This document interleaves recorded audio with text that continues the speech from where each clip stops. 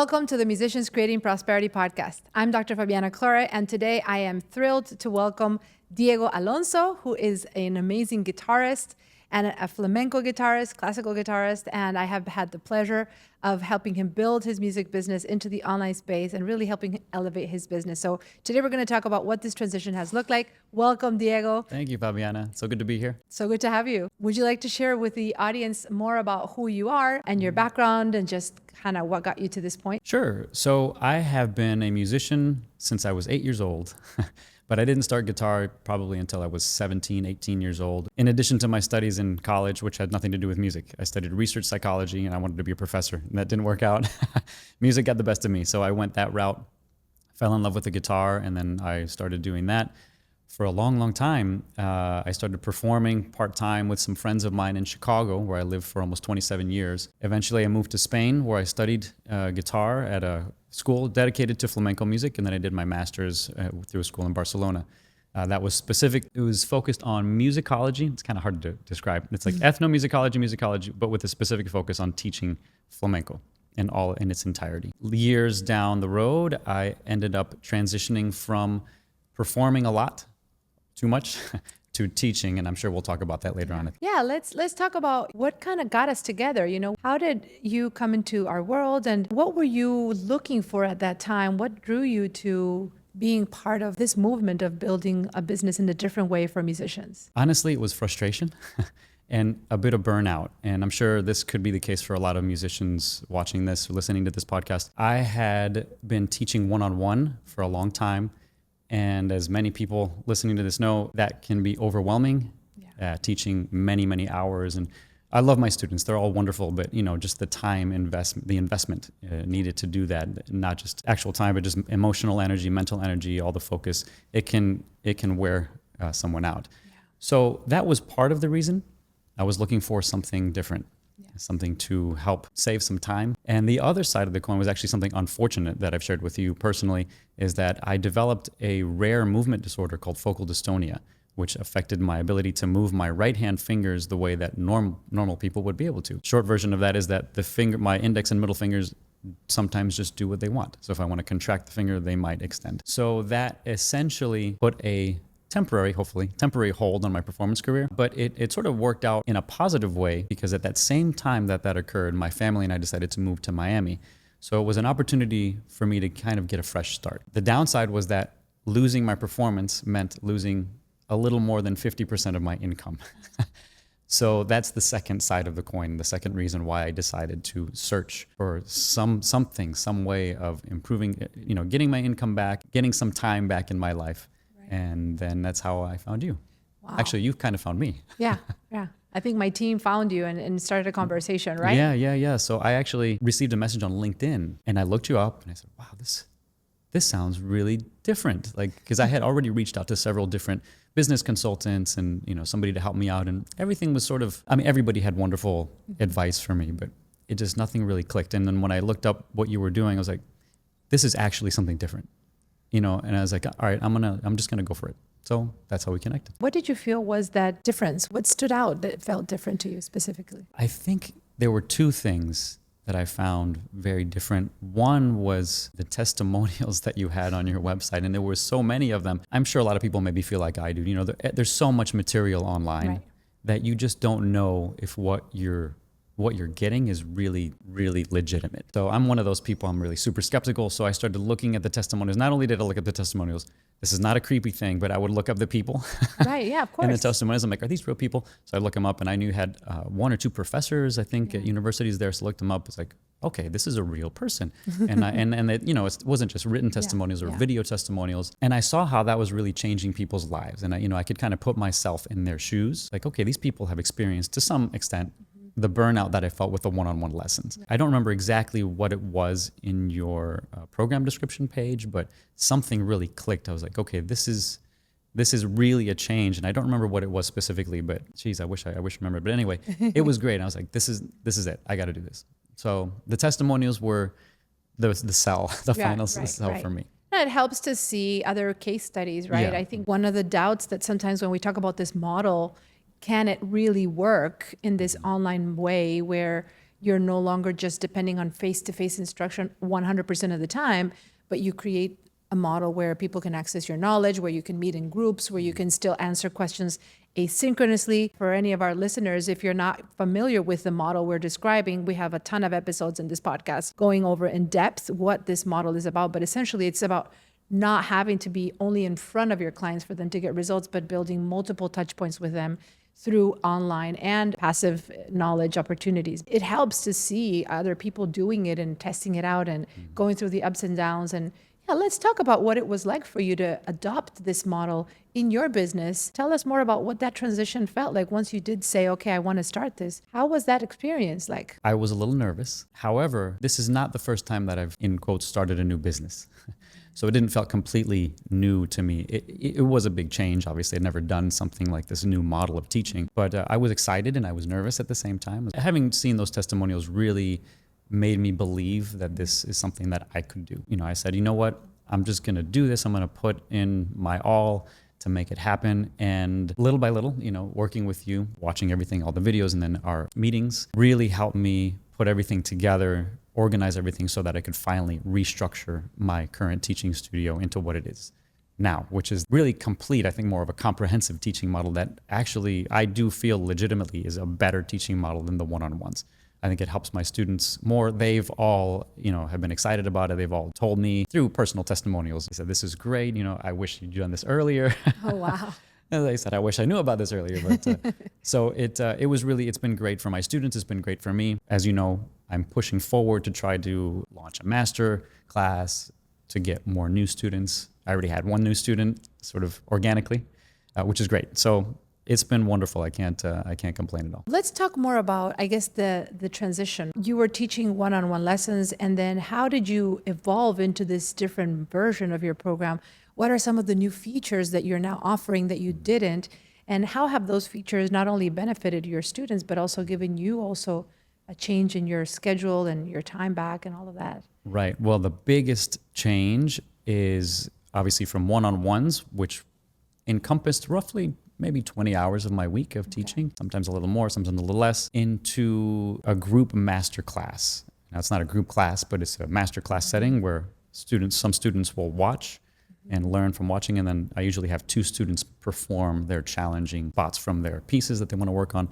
I always usually start those courses, those lessons, with a mini lecture on practice strategies, which is the core of my program, on evidence-based practice strategies. And then we implement those strategies to help each student resolve the challenges that they're experiencing. So that change alone has given me a tremendous amount of time back, because now I've got all the students in one class. Instead of 20 hours of students, I've reduced that. Now I do have a couple of cohorts because I teach both flamenco and classical guitar.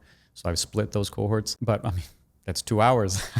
Wow. So that's one element. And then I do a video exchange with them, which is the other key principle that I think you suggested. This is what professional athletes have. They have constant coaching and constant feedback between lessons, because inevitably one-on-one lessons are great once a week, but between the lessons, something happens. Right. We fall back. I've done this before, right?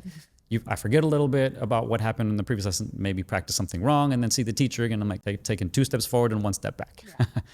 So the video exchange is where my students can send me videos throughout the week, as many as they want, is excellent for them.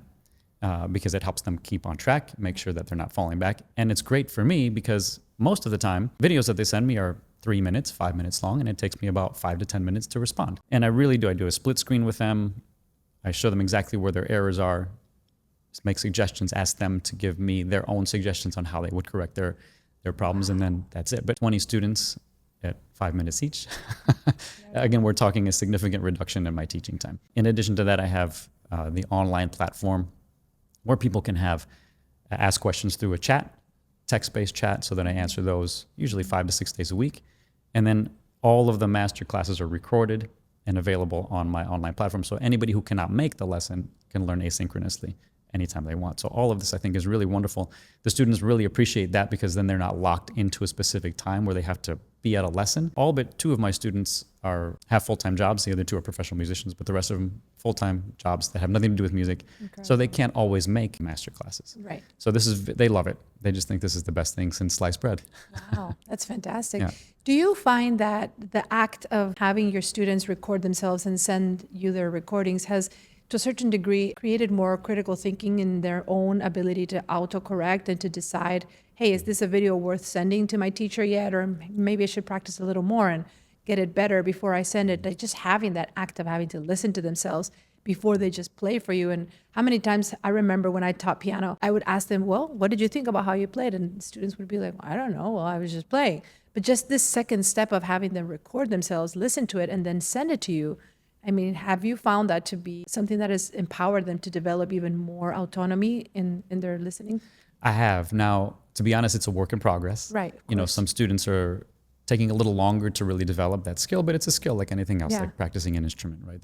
Figuring out the problem spots in isolation and trying to figure out good solutions for that. In any event, yes, they've become much better problem solvers. They've become much more autonomous in that regard. And every once in a while, I have to coach them a little bit more on how to do that a little bit better. Because of that, their progress has gone from the snail pace incline to just really sharp inclines in progress. It's been really great for them. So absolutely. Also, not having to repeat your principles every single week to all the students. Let's talk about that, because I think one of the concerns that many musicians have when they look into this model is, will I be downgrading my teaching quality? Will I be compromising my standards? Will I be underserving my students? And it's the complete opposite, right? And this is why I want to provide as much detail as we can for our audience to really see, not even talking about how much you were able to go from 20 hours of teaching to 2 hours of teaching a week.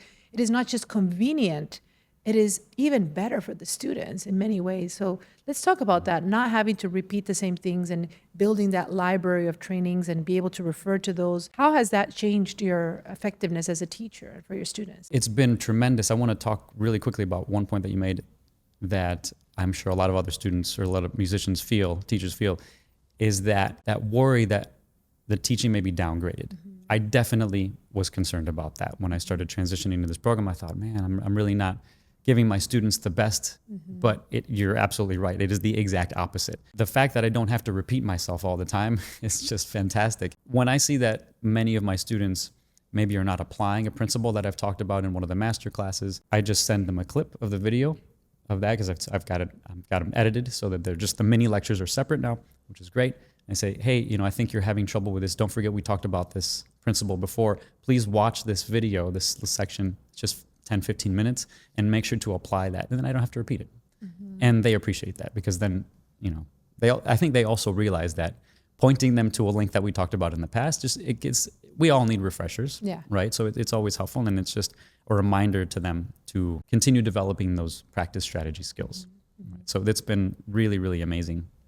And another thing that I hear musicians say a lot is, well, I don't know that I have a system or a framework. I kind of personalize it based on who I have in front of me, and I just give that one-on-one attention. And I don't know that I could build like a system or a curriculum or a library of trainings per se. Let's talk about that. What was that process for you to kind of set that up and build it out little by little? So I had that same concern. I'm sure everybody has that same concern, but it's actually not like that at all. With this model where there's video feedback and the masterclasses, everything continues to be individualized. Mm-hmm. But there is also, like everything else, like music classes, there are general concepts that everybody needs to cover. And my training videos on those practice principles, practice strategies, those are general concepts that everybody can use. After recording those in the masterclass and then sharing them with my students, the video exchanges then become an implementation of those strategies. Right? And then again, I send them a link if they forget something. So the video exchanges continue to be individualized. The masterclasses are specific to the challenges that they're working on in their piece. So none of that is lost. Mm-hmm. None of that lost. And in fact, I think the generalizability of those practice strategies can help the students see that they're not alone, that they're not the only ones dealing with X, Y, and Z problems.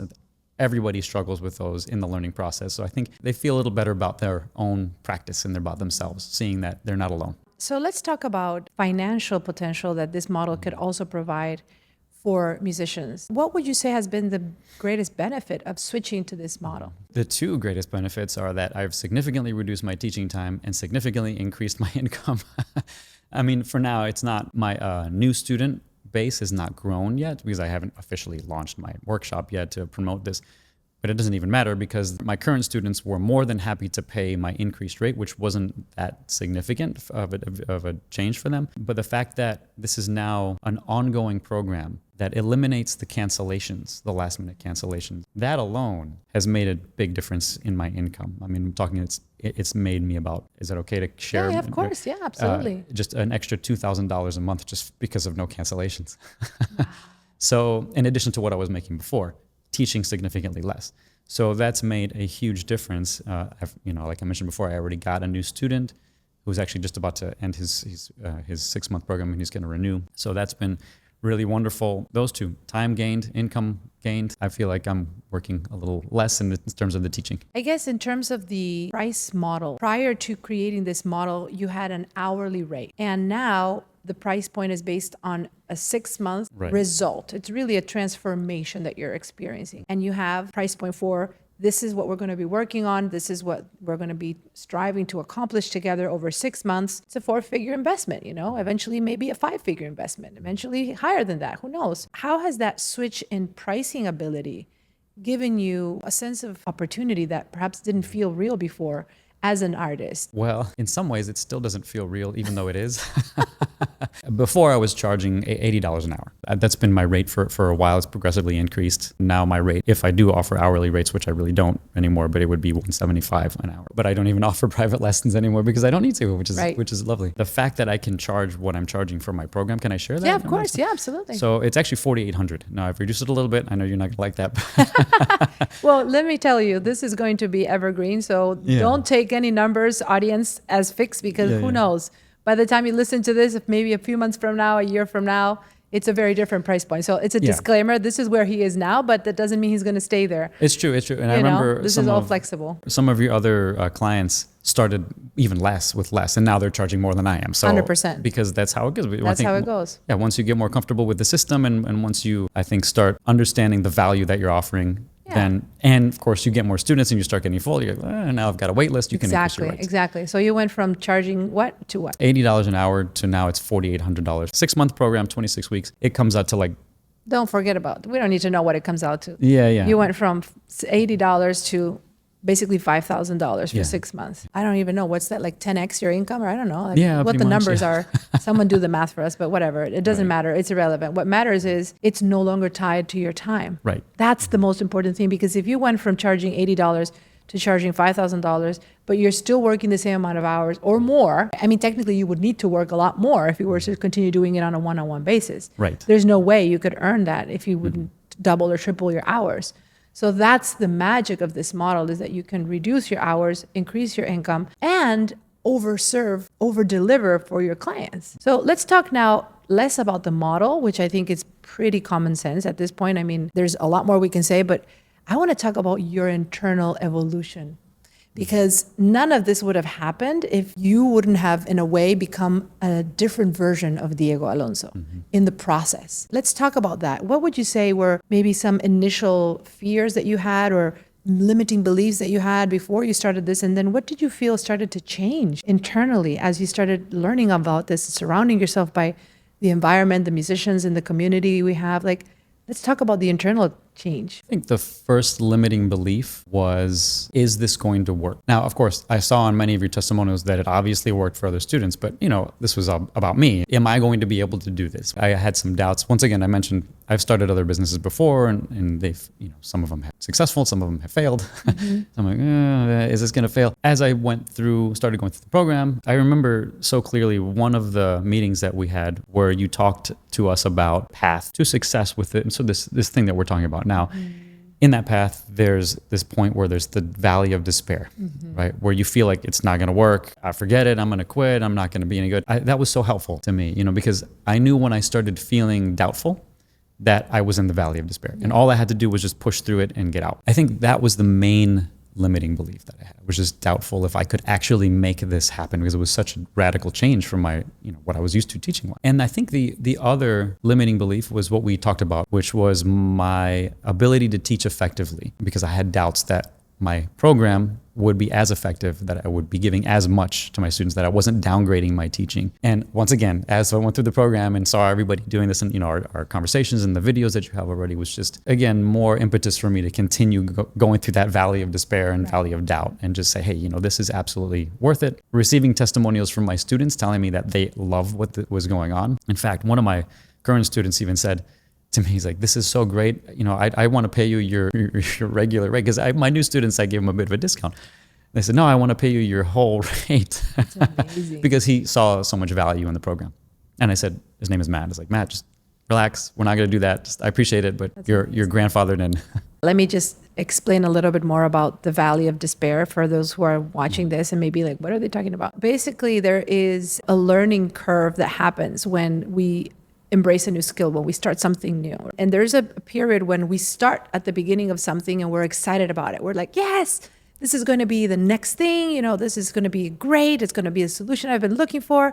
And as we start learning the skill and starting to change what we used to do into what we need to do, there's a period where we're now, I guess, incompetent temporarily, right? Because we're newbies at this thing. And we start feeling like, oh, it's actually harder than I thought. I don't know if it's as exciting anymore because it turns out it's going to require a little bit of learning and getting out of my comfort zone. And so I don't really know that I'm going to succeed. And you start getting yourself into this place of doubt. And it's called the valley of despair, where you're just like, oh no, this is not the magic bullet I was hoping it was going to be. Turns out I actually have to do things and get uncomfortable and like push through. And most people, when they get to that valley of despair, that's when they quit, because they're addicted to the newness of new things. It's called shiny object syndrome. And so they're like, nah, never mind. I'm just going to call the whole thing off and I'm going to start something new. Oh, now this thing is going to be the next thing. This is going to be my solution I've been waiting for. Okay, let me start this new thing. And then you start something new and you get excited about it, all these things. And it's new and novel, and then you get into the valley of despair, and then you quit again, and then you start something new. So that's like just a vicious cycle that happens to most people who don't get to where they want to be. And the critical moment is when you get to that valley of despair, if you're able to push through, and of course it takes strategy, right? It's not just grit. It's grit plus the right information, plus the right support, plus the right knowledge and environment. If you surround yourself with the right tools and knowledge and resources, then chances are you will succeed. And when you do, you're going to get much higher than when you were at the beginning of the process. And you'll be able to look back and say, wow, I'm so glad I kept going and I did what I needed to do. And now I'm at this other side of the thing. And then again, when you get to that next stage, there will be a new valley of despair. Every up leveling will require a new level of valley of despair. It's not like you're never going to be there again. But now you develop a muscle. Now it becomes familiar. Now you know, oh, I know what this felt like in the last time I was here. I know what I need to do to get better. This is one of the things that I really love kind of guiding the musicians that I work with, because many times they're in that place. There's like, and so it's being able to feel that and to guide them in that process. That's why the role of mentorship is so important, because most people quit when they get there if they're alone. So Diego, let's talk about the transition from your existing students into this new model, as well as acquiring new students, because I think many musicians are terrified about insinuating even the potential of change with their existing students, because they're afraid they're just going to leave everything and go. Why don't you share a little bit about what it took for you to, number one, not just present it to your students, but also how did you need to maybe refine your own communication skills in the process? Because it wasn't smooth sailing. It wasn't all, it just worked fine. Like there were ups and downs that we helped you overcome. Let's talk about those a bit, because I think that's important for the audience to see what it took for you to be able to do this in the right way, strategically. I think the first thing was for me to believe that what I was doing was going to benefit my students. For sure. And the second thing was to believe in myself as a teacher, and to make sure to believe that what I was offering my students was actually a better product, a better teaching, a better service. In terms of my communication skills, yes, at the beginning, it was my fault. I did not follow the protocol that you recommended. And I remember, I think it was one or two students, I just kind of jumped into the program description. I said, this is what I'm doing. And the student was like, I don't know. And then of course it says the price now. And I'm like, I don't think I want to do that. And I'm like, and of course, that was just totally the wrong way to do it, right? Not at all what you suggested. When, with your help and with your videos and all that stuff, I was able to refine my communication skills and really point to the challenges that my students were having in the current model, the current one-on-one model, which I'm sure is universal for one-on-one models, and explain to them that this is what I see is holding you back, X, Y, and Z, all these reasons, right? Mm-hmm. And this is why. It's because of the one-on-one model. And the new program, these are all of the reasons why this new program can help you overcome these challenges and get to the place you want to be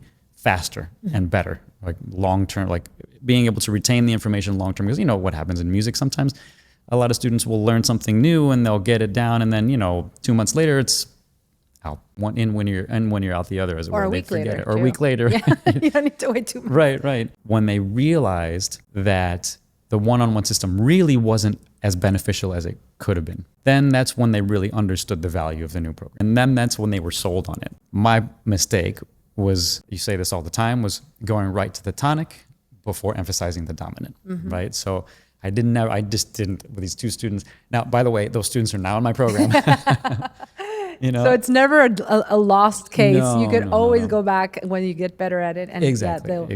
And it kind of worked out because, when the other students came into the program, I would revisit a little bit with those students and say, they would ask me, how's it going? How was your week? We always have the how's your week conversation in the private lessons that we were having at the time. I said, oh, good. It's just been really great with this program.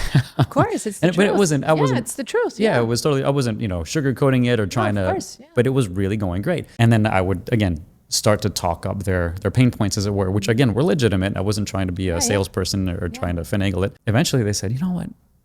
Yeah, this is sounding great. Let me just try it. I was like, and of course, that's what I offered all my current students. Try it out. Try it out for a couple months. Awesome. If you don't like it, you can go back. Nobody's gone back. Love it. Oh, wow. That was awesome that you gave them that opportunity to try it out. Yeah. And actually, that was one thing I think you would recommend, because I asked, I was worried. I was like, what if I lose students? No, you won't. Right. You won't lose students. I did have 2 students who just didn't want to join the program, but it's because they just weren't a good fit for the program. 1 30-minute lesson a week. Yeah. No practice between lessons. That's all they have time for. Their practice and their lesson was the same thing. My wife, actually, she takes flamenco dance classes, and she has no time to practice. So she takes her flamenco class once a week and has the time of her life. She practices and she plays, and that's it. She has no time. Yeah. So of course, there are going to be students who just aren't the right fit. Right. And I think that's okay. And then, you decide what you want to do. If you want to continue with them as students, I kept them, but it's 30 minutes, an hour total of my week. It's not that big a deal. No, I guess part of this process is also being okay with just not forcing everyone to do it at the same time and being flexible, and also being okay with releasing those who also are not the right fit if it doesn't make sense anymore. It's that mindset of prosperity versus scarcity. I talk about this so much in this podcast, and everything I do is when you believe that there are more people out there that are there available, and that the less you try to hold on to who you are working with this fear that there's no more available, actually you release it. You're like, okay, that's okay. We could look into other ways, but there's more people. One of my favorite mantras is more is coming. I love it. It just feels so good because it applies to everything. It applies to money. It applies to time. It applies to relationships. When you operate under this assumption that there's more available, even with my kids at home, sometimes, my 5-year-old and my 10-year-old, they're like, I want to have this. No. I'm always telling them, like, no, there's more. Don't worry. There's always more. Like, you don't need to fight for food or whatever, right? I think when it comes to our businesses and making change, if you operate from this scarcity mindset of like, oh, if I do something, then I won't get anything else, and instead switch it to actually there's more people available. There's plenty of people who are willing and able to pay for what I want to do. Just change that. Talk to us about how did you make that shift in your I don't know if you had that issue before, but was that something that you had to kind of think about in this process at all? Yeah, I kind of did. So I was concerned, as I'm sure many listeners this podcast would be concerned about, is the increase in price for the program. And does that mean I'm going to get any students, or am I going to lose students, that kind of thing? Of course, that was my concern because I came from a one-on-one traditional teaching model. And I remember one thing you said to me, which is brilliant. You said, there's a client for everything. And then of course, we want to focus on our ideal clients. And my ideal client are people who are really committed.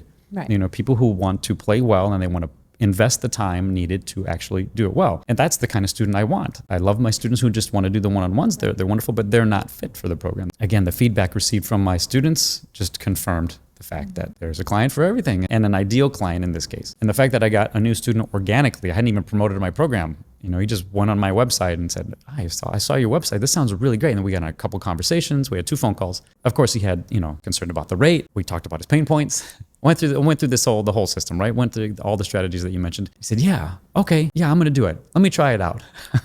He tried it out. He's still trying it out. Amazing. You took the leap of faith. You stepped out of your perhaps fears and past experiences and maybe past disappointments. You decided to start something new that felt uncomfortable at first, for sure. Entrepreneurship is always going to have ups and downs. It's never going to not feel uncomfortable. But by you making that decision to step into a new level of faith and belief, the students you're going to attract are going to do the same. You see what I mean? It's just the way life works. When you start taking actions like that, then you start attracting students who are going to do the same for themselves. They're going to take that leap of faith. Why? Because you are modeling that for them. They're feeling your confidence. They're feeling your understanding of their level of doubt, perhaps, of their fears. They can sense that you understand them. They trust you because they know you know what they're feeling. Tell me more about that. Did you find similarities in that you had to kind of become the version of who you wanted to attract, in other words, to make this work? I've never thought of myself in the past as a very strong leader. You know, I've always been a band member, and being involved in your program and going through your trainings and all that stuff, it's really forced me to become a better leader and learn leadership skills. And I've always wanted to do that. I've always wanted to become a better leader and a better teacher and that kind of thing. And this has really helped me streamline those things and understand how to communicate a lot more effectively as a teacher, to take that role to be more of a guide with confidence and communicate the confidence. It's not that I didn't have the confidence when I was teaching a particular thing, but you know, I would always do so from, I would almost say, like the perspective of a coworker or a partner rather than a leader. A guide, yeah. A guide. Yeah. So it's really helped me do that. And it's helped me become that person that I've wanted to be.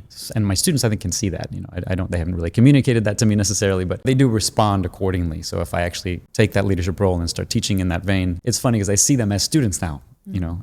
And I think before I would think of them more like friends and colleagues. And I think that's been a positive thing for them too, because it makes them, I think, feel more accountable. Right.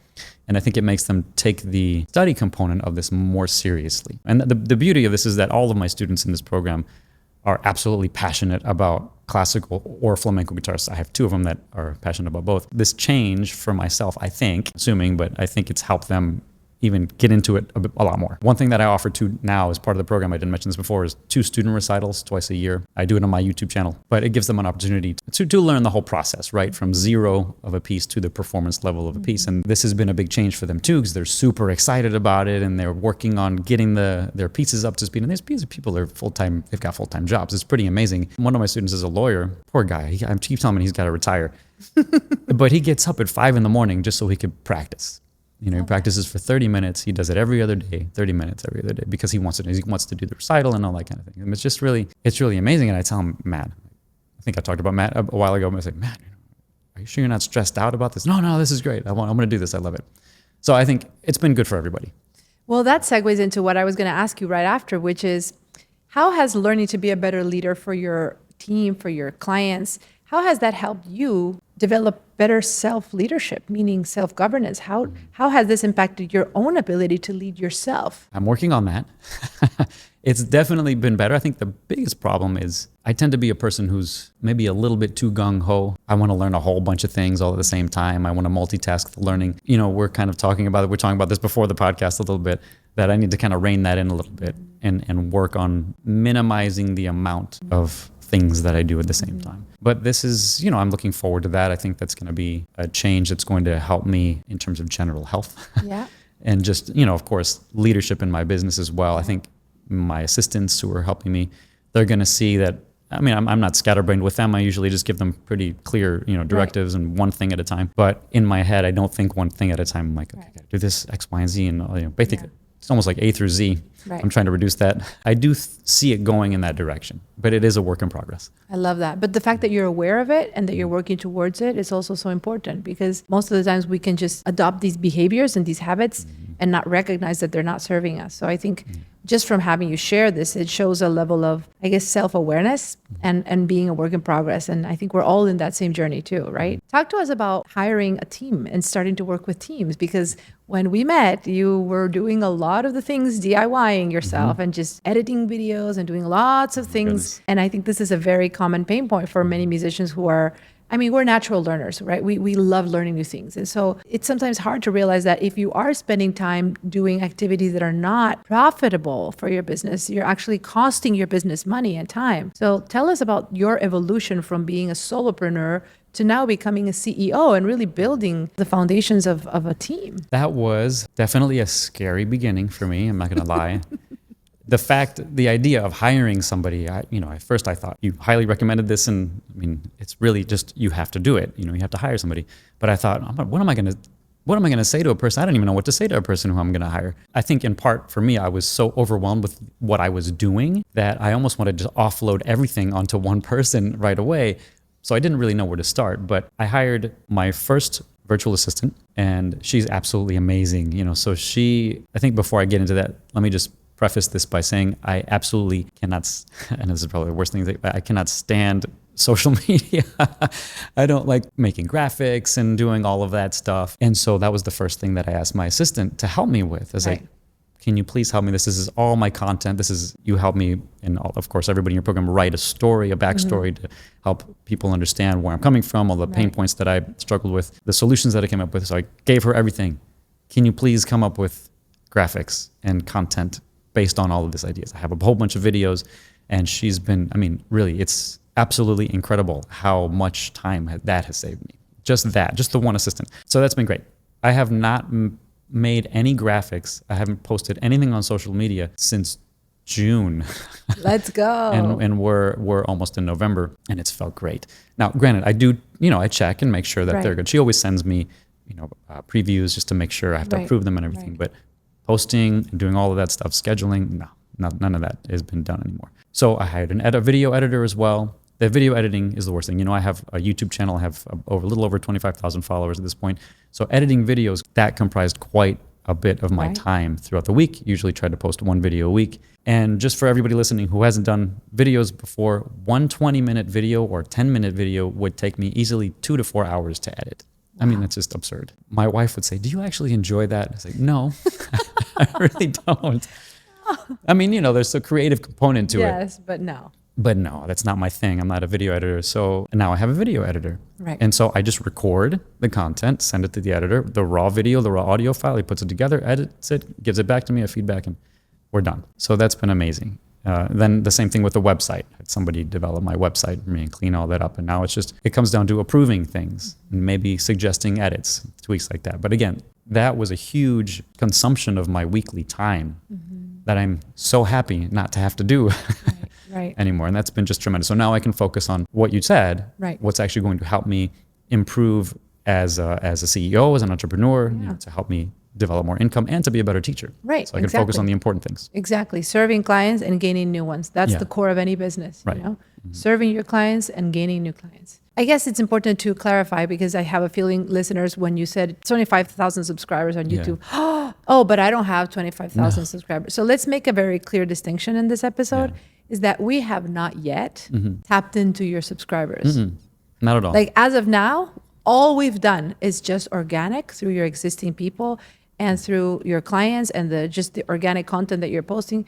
We haven't yet launched your program formally in the way that we will to your subscribers, meaning really going and sharing with them the whole program, the opportunity, nurturing them, doing a conversion event. Like we haven't even yet touched the amazing community that you've built over all these years. So just for anyone listening to this or watching this who may think, but I need to wait till I have X amount. Let's just forget about that for Diego right now, because that is not what got you here. That is just an incredible asset that is waiting for us to actually go into it now and tap into it. Can I make a point? Can I say something? But so, I think, I can't stress that enough, Fabiana, that it really doesn't matter that I have even one follower on YouTube at this point. And I want to talk about one person who I met when I first joined your program. Her name was Renee. I'm sure you know Renee. Voice instructor, piano instructor, wonderful person. It was one of your assistants who suggested I reach out to Renee when I started because she has zero social media press. She had nothing, like not even a follower, nothing. And she doubled her income in 3 months or something like that, or tripled it. I don't remember what it was. Yeah. So it really doesn't matter if you have any subscribers on any social media platform. Of course, it helps if you have something, but she established her social media presence through your program. Yeah, exactly. And she was able to launch an amazingly short amount of time and do extremely well. So yes, everybody listening, forget about the subscribers on YouTube. You don't even need to have a YouTube channel. It doesn't matter. But let's talk about why, if you are creating content like you were, spending years building an amazing following, because let's not undermine the value of that. It's an incredible asset to have these subscribers. However, if you don't have a back-end business to send people to, then it's an untapped opportunity. And I just did another episode about this. Most musicians spend so much time and energy creating content, building a community of subscribers, releasing music, going on tour, publishing books, all this creativity with no back-end business behind it to send people to do anything after that. That was you, until a few months ago. Like you built a YouTube channel of 25,000 subscribers. That's huge. But you were not monetizing any of that other than whatever, you can get from YouTube, which is minimal. You are not truly monetizing that as an income stream. that could replace your normal income or exceed it because you were missing this piece. Right? You didn't have a place to say, hey, did you like this video? Here's how we can work together in a leveraged model. Here's how I can help you scale here, like, improve your musical development. None of that existed. So now that you build this back end business, now we can actually go back to your community and we can actually say, hey, there's another way that you can work with Diego beyond this video. Let's talk about it. Sign up to his email list, join his masterclass, subscribe to his newsletter, like whatever it is. Now it's coming together. Talk to us about that. How do you feel about that? I completely agree. My YouTube model was one of exclusively teaching. Although that was very helpful, I think, to my viewers, it didn't really get to the cause of their, if any problems. I didn't mention any problems that they were having. No talks about pain points and their struggles to improve technique or musicality, anything like that. Granted, I didn't know about your program when I started of the course. YouTube program. How long ago did you start your YouTube channel? Oh my goodness, I think it was 2018. Wow. Something like that. Years in the making. Many years. It's been quite a long process. And the truth is, the most effective YouTubers who do well income-wise, they have that model that you're talking about. They have their YouTube channel essentially as a marketing vehicle to promote their main income source, right? Some kind of product or some kind of service that they're offering. That's now what I'm trying to shift into.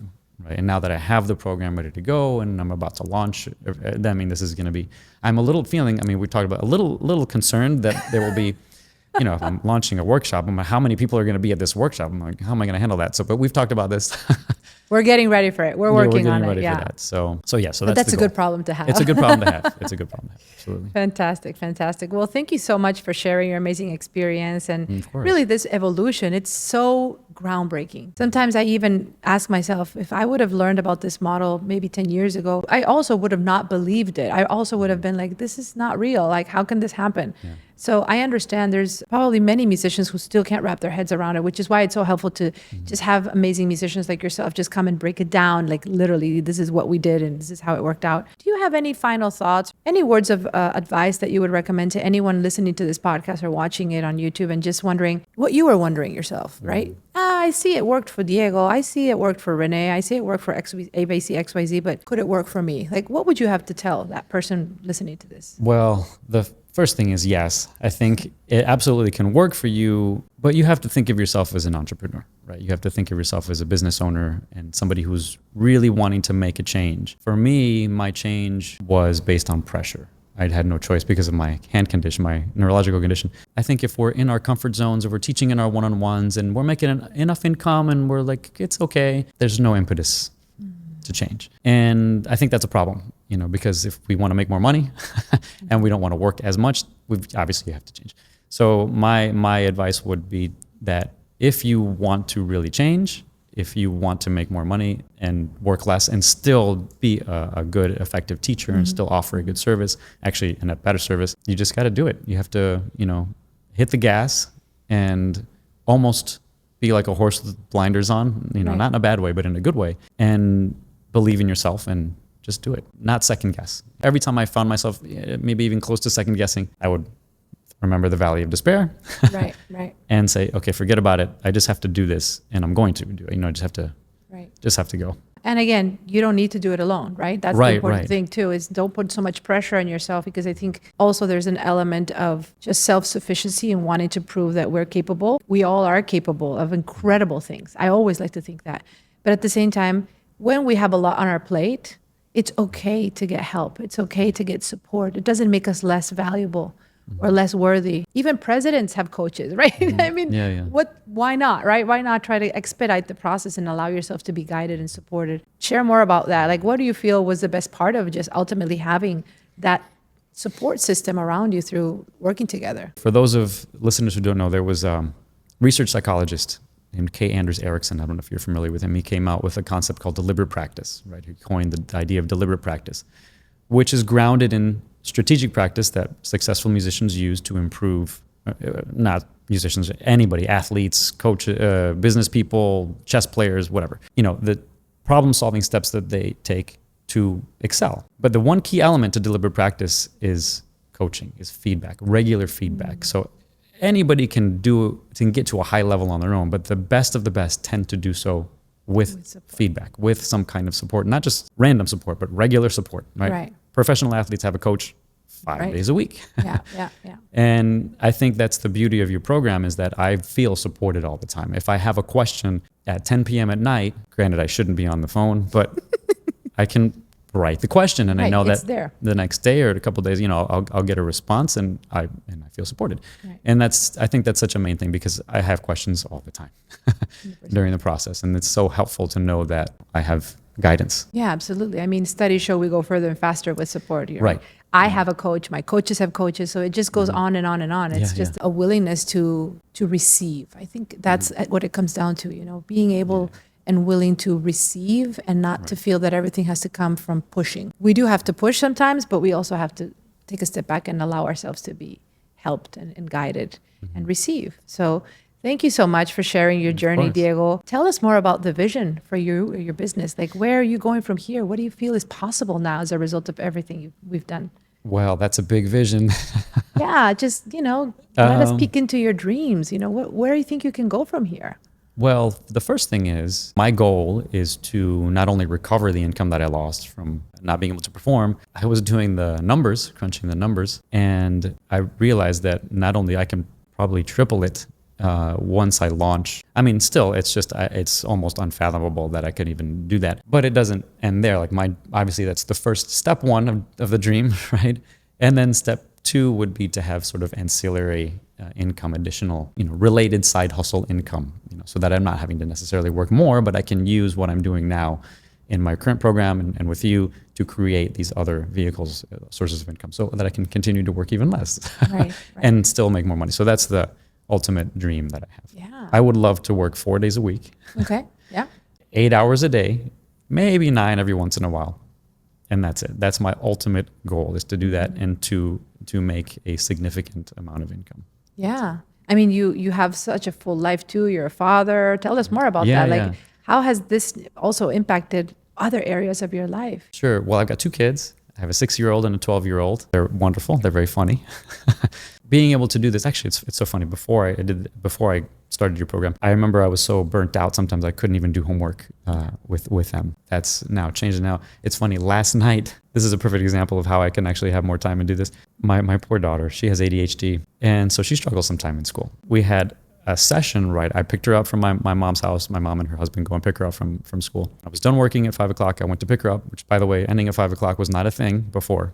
Picked her up, and we had a little session because she had a bad grade. We had a little session at the table on practice strategies, on learning strategies. And, and my wife was there. She's like, yeah, that's pretty amazing that you can actually do that, So, and then she said, and I don't know how you have the patience for that. but I realized that, she said, I was like, wow, I have the time to do this. And not only the time, but I had the mental energy to do that, which was not a thing. I just remember I would finish teaching and I would just be exhausted, and I just wanted to just veg. We have no TVs at home, but I would just want to sit and do nothing. Right. And now I have the energy to do that. Which is ultimately what life is about. We are energetic fields. If we don't have energy for what matters the most to us, then what's the point, right? Yeah. I think working in this way doesn't only give you back your time, but it helps you preserve your energy for what matters. Yeah. And I love that you're sharing that. Your wife said, you've got the energy for it too, because that's true.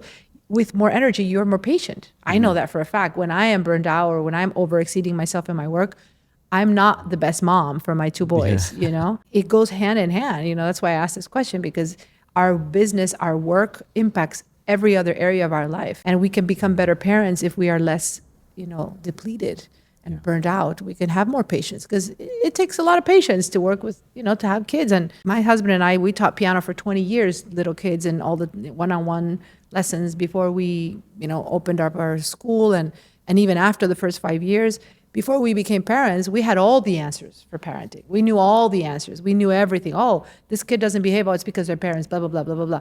And then we had our first child, and we were like, oh, this feels different. Yeah. Like now, whenever we would see our son not behaving, we're like, uh-oh, what are we doing wrong? So it's a very humbling act to become a parent. Oh, my goodness. And at the same time, it takes a lot of things out of our own childhood and our own personalities and our own things that we need to work on so that we can guide better our kids, just like with our clients, right? You can't step into faith or not step into faith and expect your clients to step into faith. You have to do it if you want to attract. Same thing with our kids. I think this is an important part of this whole conversation.